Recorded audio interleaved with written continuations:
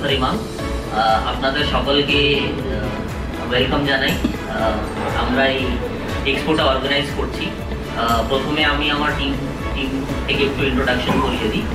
আমাদের টিমের মধ্যে আছেন জসমিন সিং অরোরা, ইনি আমার রাইট সাইডে আছেন।